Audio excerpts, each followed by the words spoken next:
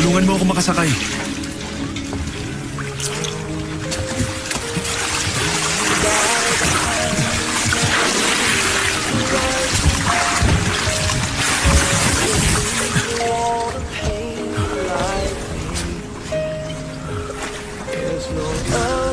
Ano sa palagay mong ginagawa mo?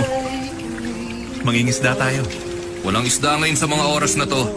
Sa katunayan, kahit anong oras, walang isda rito. Pedro, isang oras lang ang hiling ko. At bibigyan kita ng panibagong buhay. Sino nagsabing gusto ko?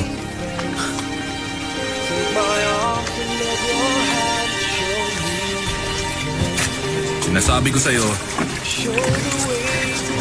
walang isda sa lugar na to.